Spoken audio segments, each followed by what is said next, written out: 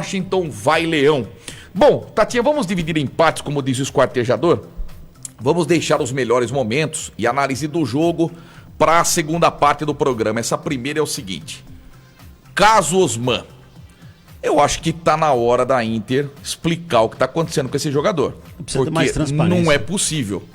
Sabe, algo está acontecendo. Não é simples o jogador falar, tô com uma dor na coxa e tá fora. Fica 3 partidas ausentes também. Depois o próprio Vinícius Bergantin disse que ele estava apto a voltar contra o São Paulo, não joga. Depois atua numa partida, é substituído, fica fora da outra. Não dá pra entender. E além disso, o Osman vetado. A gente fica sabendo antes de começar a partida. Vem a escalação, Diego Tavares. Eu não entendo mais nada. A gente vai valorizar muito essa vitória da Inter pela fragilidade do Novo Horizontino, diga-se de passagem, né? Mas vamos primeiro com o assunto Osman. Precisa ter transparência, uma transparência maior sobre o que está acontecendo. É porque fica muito fácil você chegar e dar uma explicação sobre desconforto muscular. Só que você não sabe que contusão é essa.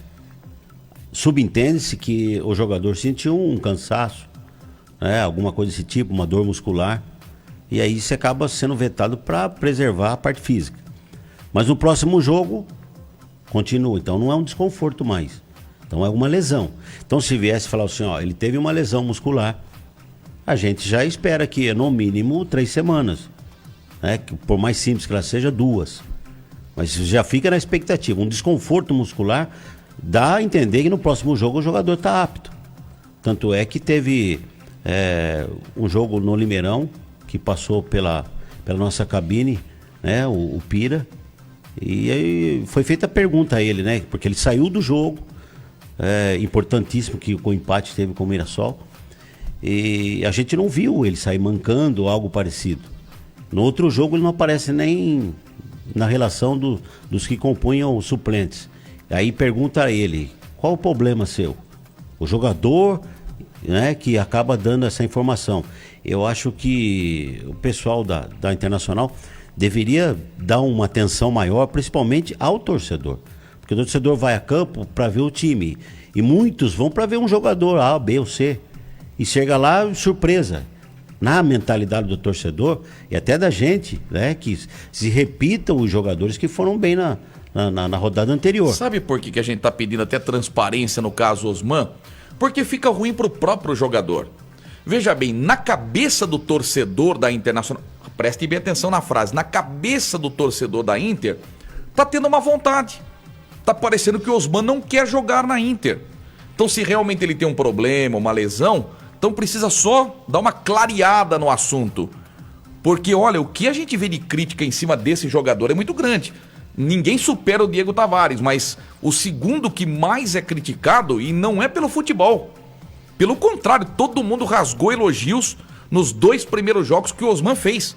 Ele arrebentou contra o Santos, demos a ele o melhor em campo, troféu SK Sports Blanc, e contra a Ponte ele foi bem também, jogou até o fim e perdeu 2 gols feitos. Uma que ele cortou na área e mandou por cima. Mas depois ninguém mais viu o Osman. Então fica ruim pro próprio jogador. Tem a imagem de chinelinho. E eu acredito que não é essa imagem que ele quer passar pro torcedor, e não é isso que tá acontecendo com ele. Mas que algo tem no ar, tem. Porque quando existe a falta, né, de informação, você começa a formar, né, a opinião no imaginatório, né, Edmar?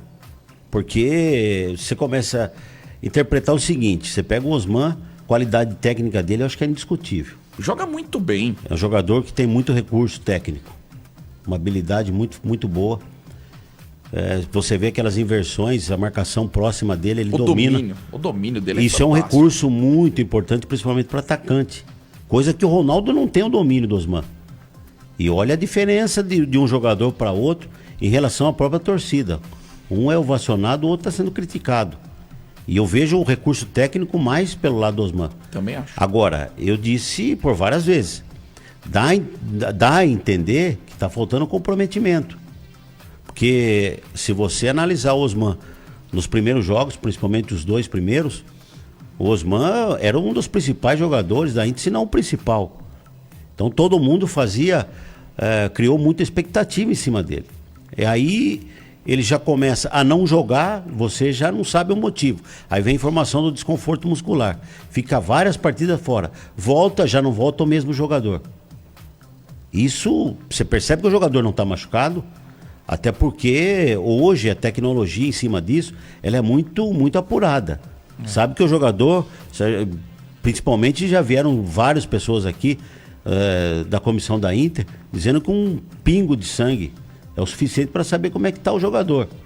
Então eu acredito que ninguém está indo para o sacrifício, está indo no seu próximo 100%. E aí você vê que o Osman cai de produção. Aí no outro jogo, passa 3 jogos, ele entra como titular. Aí já não tem o mesmo rendimento. Depois já não aparece de novo. Você fica aquele ponto de interrogação, quem é que joga? Aí tem uma ressalva em cima do Bergantin. Não é só crítica, não. Porque é difícil você olhar para trás, né? Você olha para o banco e você não tem recurso. É difícil também. E a Internacional hoje joga muito improvisado no setor ofensivo.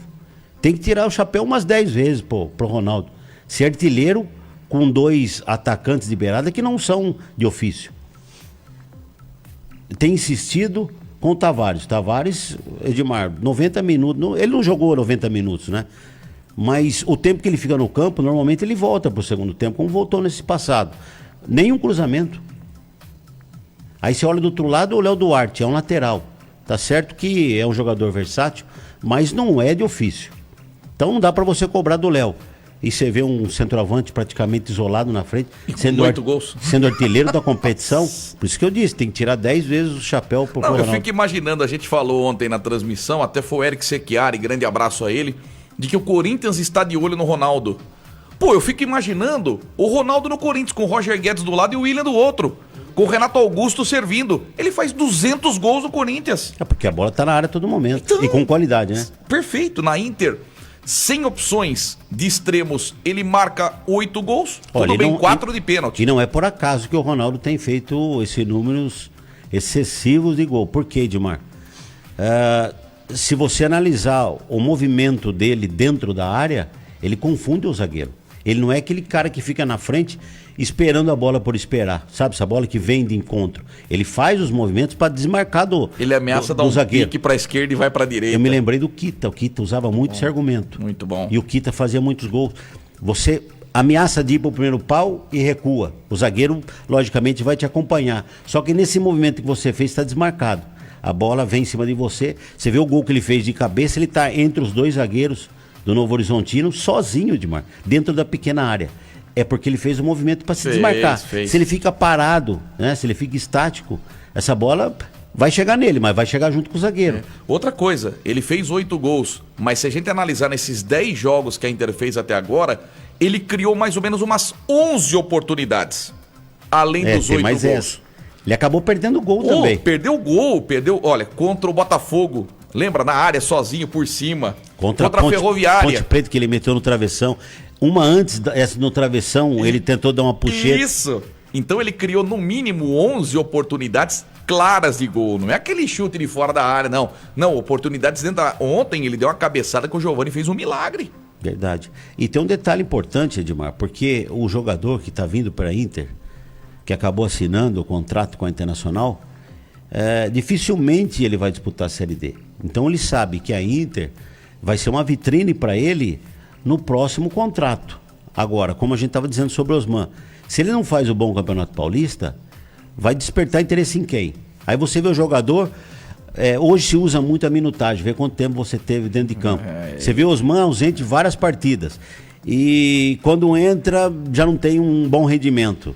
Quer dizer, futuramente ele não vai ter um time bom. Eu comentei isso com a Inter, lá nos bastidores. Falei, gente, o Osman não pode achar que com o nome ele vai ser empregado a qualquer momento em Série B, Série A. De forma porque alguma. hoje tem o analista de desempenho. Então vai chegar na planilha, vai lá o treinador, o Alan Al, Novo Horizontino subiu para a Série B. O Alan Al quer o Osman. Chega lá o departamento de análise e fala assim, o Alan Al, de 10 jogos da Inter, o Osman jogou 2 inteiros. Os outros ele ficou fora por contusão. Então vamos contratar outro jogador. É ruim para a própria carreira do Osman. Então, é nesse sentido que eu estava dizendo. Aí você pega na contramão, você pega o Ronaldo. O Edmar, todos os noticiários esportivos falam o nome dele, porque ele é artilheiro. E porque o centroavante está escasso no mercado. O Corinthians não tem um 9. Você Palmeiras vai falar do não jogo? tem um 9. Palmeiras não tem um 9. Então, Edmar, com certeza o Ronaldo vai ter empregado. bastante proposta. O Lima, outro jogador que vai estar empregado. O que o Lima está jogando. Cresceu. Matheus Galdesani, vários times vão atrás do Galdesani. Você pode ter certeza disso. O próprio Lucas Frigeri no gol.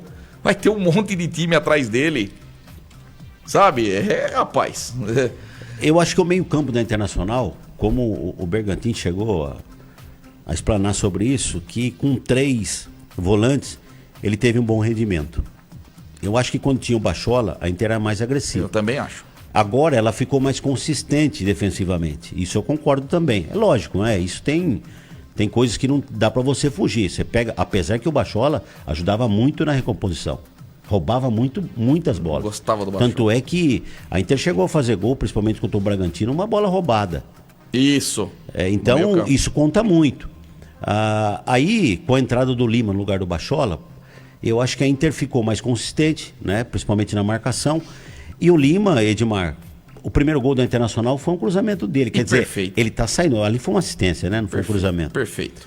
Então, tudo isso vem somando. É que eu disse, a minha preocupação hoje com a Inter é os dois lados ofensivos. Que a Inter está improvisando. A Inter não contratou atacante, né? Não. Se você for parar para pensar, né? Faltou atacante. A Inter tem 6 zagueiros e não tem 6 atacantes. E normalmente zagueiro jogam 2, né? Pelo menos a Inter tá jogando com 2.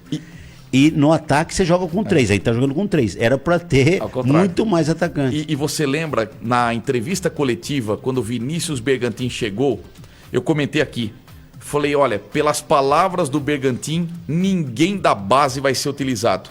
Você lembra que eu comentei isso? Tanto é que ele... Nenhum jogador da base teve uma chance com o Bergantin. Tanto é que o Miller não foi aproveitado, o próprio Vansan não foi aproveitado. A gente criou essa expectativa porque ele falou, eu quero jogador que eu vou contar, eu não quero jogador para compor elenco. Exato.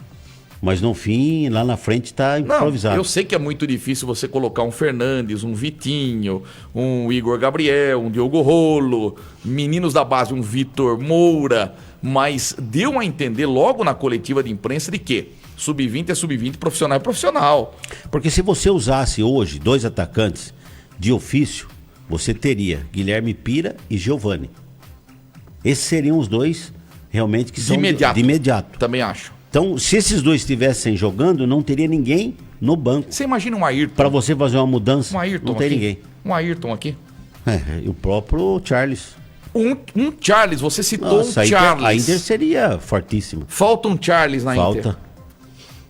Que saudade do Charles. Olha isso. Você falou aqui que saudade do Pedro Rio também, né? Começou a dar saudade do Pedro Rio. É difícil, né? Nossa, mas o Charles faz falta, rapaz. Faz. Um Charles resolveu o problema do Vinícius Bergantin. Com certeza. Luta, briga, que após de bola bate e não volta, né, Dimar? É. Jogador que joga cabeça Vamos ler aqui algumas